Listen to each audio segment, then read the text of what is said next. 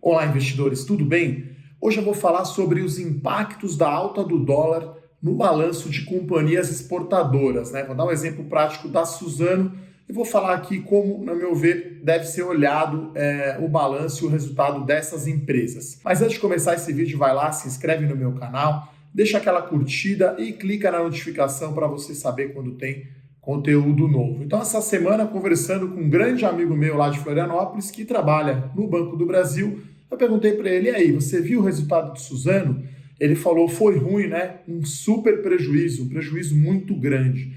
Então, na minha opinião, olhar só o lucro líquido, né, de uma companhia exportadora, né, de commodities, como é a Suzano, não é o melhor jeito de olhar o balanço, né? Isso aconteceu também com outras empresas, né? JBS, Petrobras, Klabin, né? Então todas as companhias exportadoras aí tiveram, né, grandes prejuízos por conta aí da alta do dólar forte aí no trimestre, né? Então nesse vídeo eu vou explicar, né, na parte fundamentalista, os impactos da variação cambial no balanço da empresa com um exemplo prático de Suzano, né? Eu já fui o coordenador de tesouraria da Klabin, né? Então no meu dia a dia eu lidava com essas coisas, né? Dívida em dólar, recebível da exportação, né? Eu lembro todo o fechamento de trimestre, a gente olhava para ver qual que era a Petax, né? Qual que era o dólar ponta, né? Como a gente chama, e como isso impacta. Então, pessoal, primeiro eu vou explicar, né, que o impacto da variação cambial é não caixa, né? Então, a Suzano divulgou aí um prejuízo de 13,4 bilhões de reais, né? Basicamente porque teve um resultado financeiro negativo em 22,4 bilhões de reais, né? Aí eu vou colocar aqui na tela, né? A companhia fez uma abertura na sua teleconferência, então esses 22,4 bilhões de reais de prejuízo, né, na linha financeira, basicamente são três componentes, né? Uma é caixa, e aí é juros sobre a dívida, né? Então a Suzano pagou aí 800 milhões de reais de juros sobre a sua dívida. Tem uma parte, né, que eu já vou explicar, que é o tal hedge, né, que é o hedge do seu fluxo de caixa, né? Então a companhia vendeu aí dólar futuro, essa operação foi feita lá atrás, né? Ninguém imaginava que o dólar ia estar subindo 45% esse ano. Então, o hedge do fluxo de caixa, 3,2 bilhões de reais negativo, e a Suzano tem uma política de converter praticamente a sua dívida inteira em dólares, né? Então, se você olhar o balanço da companhia, 76% da dívida total foi contratada originalmente em moeda estrangeira e ela fez um swap, né? Ela trocou, no caso aí CDI, para dólar, né? Já que a receita dela, né, quase 90% da receita da Suzano é em dólar. Então, esse impacto cambial sobre a dívida em dólar, 13,2 bilhões de reais, e esse hedge, esse swap, para tornar toda a dívida em dólar, 5,7 bilhões de reais, né? Então, aqui nesse quadro que você vê na tela, tem esse resumo, então, das contas principais aí, como que impacta, né? Por que o resultado foi tão negativo. E aí, né, pessoal, o lucro líquido não é uma métrica tão boa, na minha opinião, porque ele não mede a geração de caixa, né? Então, no caso de Suzano e de todas as empresas aí de commodity, é mais interessante você olhar justamente o EBITDA, né? Porque você não tem impacto aí de variação cambial, né? A variação cambial, ela é não caixa, né? E aí eu vou explicar, né, como olhar, né? A Suzano tem, então, boa parte da sua receita em dólar, tá? Então, a companhia, a Suzano, em 12 meses, aí, grosso modo, faturou 6 bilhões e meio de dólares, né, com uma margem EBITDA de 40%, e ela tem, a Suzano, 88% da sua receita em dólar, né? Porque ela produz celulose de mercado, né? A celulose que é usada, por exemplo, em papel higiênico, em papel imprimir e escrever, é a celulose branqueada, né, de fibra curta, e apenas, né, 20% dos custos de produção da companhia são em dólar, né? Ela tem mais 27% de despesas operacionais, né, principalmente aí despesas de venda, né, para exportar, embarcar celulose, colocar no navio, mandar para a China, e ela tem também 11% de investimento, de manutenção, que é denominado em dólar, né? Então, se a gente somar 20 com 27 com 11, dá 58%, né? Então, a Suzano tem 88% da sua receita em dólar e 58% de custos de despesa, investimento e manutenção, né? Então, ela está no net, né, no líquido, 30% comprado em dólares, né, pessoal? Então, para a Suzano, é excelente que suba mesmo o câmbio, né? Então, cada 10 centavos que sobe o dólar, a companhia ganha 500 milhões de reais no EBITDA.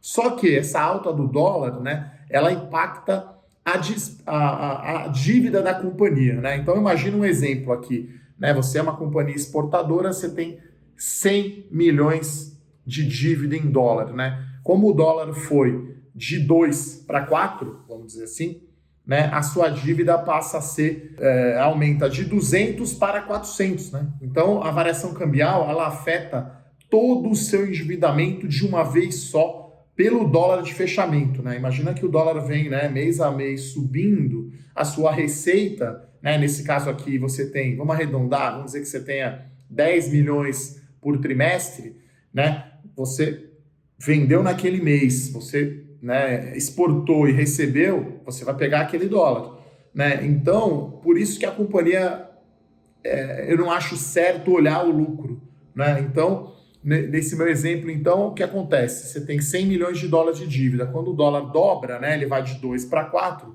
a sua dívida dobra. Ela vai de 200 para 400. Então, você tem que passar esse 200 milhões como despesa financeira da variação cambial. E aí, em um ano, né, você vai ter os 100 só ali da receita, só que escalonado, né? Vai ser no mês a mês com a alta do dólar. Então, vamos olhar agora. Então, por isso que eu não acho certo olhar o lucro, porque a variação cambial vem toda de uma vez na dívida e a sua receita vem no prazo mais longo. Então, a Suzano tem 12,7 bilhões de dólares de dívida líquida e 94% dessa dívida é em dólar. Então, a Suzano originalmente contratou 76% dessa dívida em dólar, swapou, né, trocou, como a gente fala, usou instrumento derivativo para ficar 94% em dólar. Então, vou fazer aqui, pessoal, um raio-x do endividamento da Suzano, tá? Então, como a companhia, como eu falei, tem 88% em dólares, vamos olhar em dólar essa dívida. Então, a companhia tem 12,7 bilhões de dólares em dívida, né? 94% dessa dívida está em dólar. E quando a gente olha o índice de alavancagem, né, que é a relação dívida líquida EBITDA, 4,8 vezes em dólares e 6 vezes em reais. Então quer dizer que, né, eu preciso de 5 anos de EBITDA em dólar para pagar a minha dívida e 6 anos de EBITDA em reais para pagar a minha dívida. Então a companhia tem essa política, né? Ela tem, na verdade, duas políticas, né, para hedge, vamos chamar assim, né? Primeiro, ela quer ter toda a sua dívida praticamente em dólares, então mesmo dívidas captadas aqui no mercado local, a companhia vai lá e troca, faz um swap para derivativo. E a companhia faz também aí um hedge para proteger o seu fluxo de caixa, né? O que é o hedge? Então imagina no exemplo lá, né? Você tinha os 100 milhões de dívida de dólares, vamos dizer que você tem 100 milhões de dólares para receber. Aí eu te pergunto, o dólar está agora quase 6. Você traz agora esse dinheiro para o caixa, você trava esse dólar ou você espera? Né? Então, nesse caso, tem um risco cambial muito grande. É claro que aqui eu não estou falando se o dólar vai subir ou vai cair, acho que é praticamente impossível prever o comportamento do dólar, mas, né, um tesoureiro ali, a área financeira da Suzano toma essas decisões todos os dias, né? Vai vendendo, vai travando o dólar, né? Porque o risco é esse, lá na frente, a hora que a exportação acontecer, você vai ter o dólar mais baixo, você vai ter menos receita, né? Cada 10 centavos a mais ou a menos varia 500 milhões de reais no EBITDA da Suzano. Então, o que a Suzano fez? E aí eu escutei o call da companhia, foi muito claro, né, a fala do diretor financeiro. lá, né, 18 meses atrás, ou seja, antes da eleição ainda do Bolsonaro, né, ou antes do governo, né, do Bolsonaro, eles travaram esse dólar, né, eles venderam, né, numa operação que chama Zero Cost Dollar, né, e NDF, que é Non-Deliverable Forwards. Eu, quando era tesoureiro lá da Klabin, a gente fazia esse tipo de operação. Né? Então, a política da Suzano determina que 75% do fluxo de caixa dela seja redeado. Porque, na prática, né, uma exportadora, essa dívida toda em dólares, como a dívida é longa, você não precisa, a companhia não precisa pagar os dólares para o banco. Né? Então, se a gente olha aqui o raio-x, né, do perfil da dívida da Suzano, a gente tem mais ou menos metade em bonds, né, de longo prazo, são títulos de dívida, 34% é financiamento à exportação, né, o chamado trade finance. Então, a companhia só precisa exportar, né, aquela quantidade de toneladas para a Europa, por exemplo, pega lá a cambial, né, que é como se fosse a duplicata, e fala para o banco, ó, tá vendo essa exportação aqui? Eu vou matar essa dívida. Então a Suzano tem uma posição de caixa muito confortável e uma posição de dívida muito alongada. O que acontece é a variação cambial, né, que impacta agora com a alta do dólar. E aí quando você trava o dólar, né, você deixa de ganhar. Né? Então hoje, se eu vendo o dólar a 6, vamos dizer assim, e Deus me livre, bater na madeira aqui, sai o Paulo Guedes e o dólar vai para 7, você travou em 6. Você não vai ganhar esse R$ 1 a mais no câmbio. Né? Então, é a mesma coisa se você fosse viajar, né? Ou vai fazer um curso fora, você não quer correr o risco cambial. Então, você pega o dinheiro que você já tem, você compra, né, dólares para ficar casado, como a gente chama, né? Não é um casado de igreja, né? Então, você casar os vencimentos de dívida com os seus recebíveis em dólares. Então, essa é a política da Suzano. A ideia não é especular, né? A gente pode aqui questionar 2 pontos, né? Talvez 100% da dívida em dólar seja muito, né? Nesse ano está custando muito caro, né? A gente viu aqui no quadro o hedge da dolarização da dívida custou 6 bilhões de reais, né, para a companhia. Os outros 13, que é sobre a dívida, aí não tem o que fazer. E o hedge do fluxo de caixa custou para a companhia no primeiro trimestre 3 bilhões de reais de resultado, tá? Isso não foi caixa, né? A companhia pagou apenas 200 milhões de reais de caixa devido a esses hedges.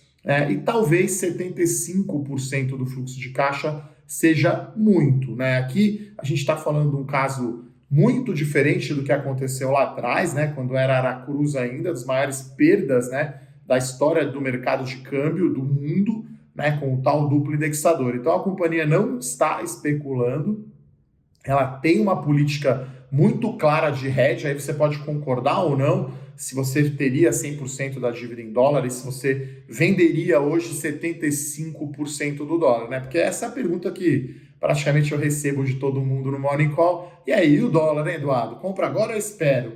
Se eu soubesse mesmo, eu estava rico, eu não estava aqui gravando vídeo. Então, a companhia decidiu vender 75%, né, desse dólar no futuro. Os outros 25% vão estar expostos aí à variação cambial. Então, hoje, quando você decide vender, você trava o dólar. Né? Então, a companhia tem essa política bem clara de casar, né, os vencimentos de dívida com os recebíveis. Daí, isso não impacta o caixa da companhia. Né? Quando você olha, para terminar esse vídeo, que talvez tenha ficado um pouco longo, né?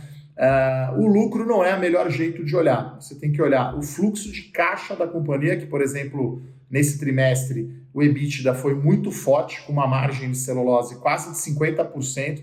Ela reduziu o estoque que ela tinha, né, no produtor, então ela gerou quase 2,5 bilhões de reais de caixa no TRI, deu esse prejuízo muito grande por conta da variação cambial na sua dívida, né? E aí, como eu falei, você reconhece a variação cambial toda de uma vez e no recebível não, né? O recebível é parcelado. Então a companhia vai ter receitas muito mais altas no futuro devido ao dólar, porque como eu mostrei, ela tem 88% da receita em dólares e cerca de 58% de custos, despesas e investimentos de manutenção em dólares. Então ela está 30%, né, comprada em dólar. Então o mercado, eu acho que não gostou aí do resultado do Suzano, talvez esteja questionando aí a política de hedge da companhia, mas acho que é bem sólido e, enfim, aqui eu nem falei se vale a pena ou não investir nas ações da Suzano, né? Tem uma incerteza grande aí em relação ao preço da celulose. Eu só queria mostrar para vocês o impacto aí da variação cambial nas exportadoras. É a mesma coisa com o JBS, com o Petrobras e com o Klabin.